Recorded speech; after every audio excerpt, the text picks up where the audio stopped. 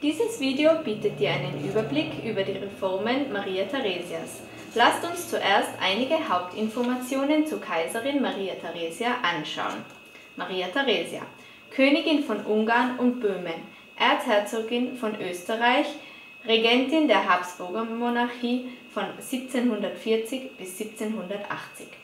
Maria Theresia war die bedeutendste Herrscherin des aufgeklärten Absolutismus und eine der berühmtesten Habsburgerinnen. Im aufgeklärten Absolutismus wird der Staat im Sinne einer rationalen, am Wohle des Untertanen ausgerichteten Ordnung umgestaltet. Maria Theresia übernahm nach dem Tod ihres Vaters Karl VI. 1740 die Regierung und setzte zahlreiche langlebige Reformen durch. Dabei zeigte sich die strenggläubige Katholikin gegenüber Angehörigen anderer Konfessionen wenig tolerant. Ihrem Gatten Franz I. Stephan gebar sie 16 Kinder. Sie wurde deshalb in der Folge zu einer symbolträchtigen Mutterfigur hochstilisiert.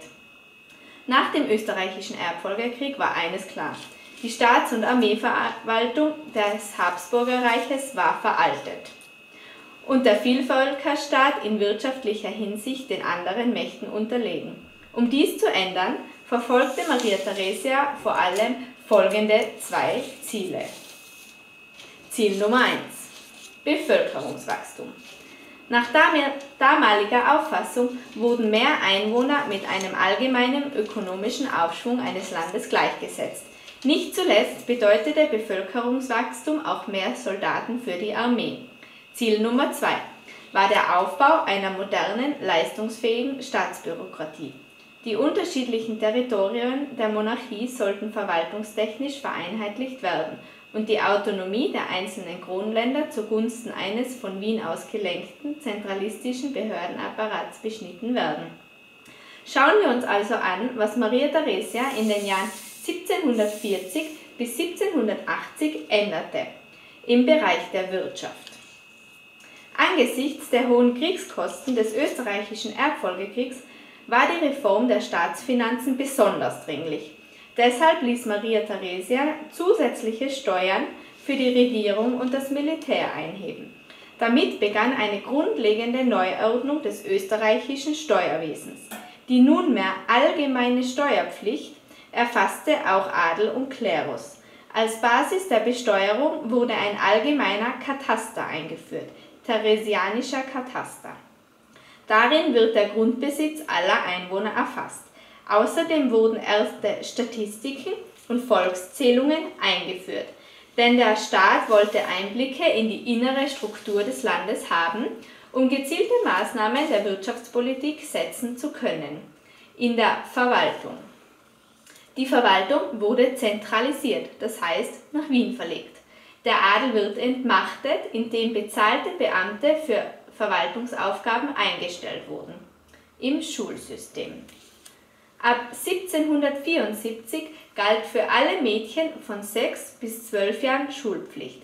Lehrpläne wurden vereinheitlicht. Dies ist jedoch erst der Beginn eines langwierigen Prozesses.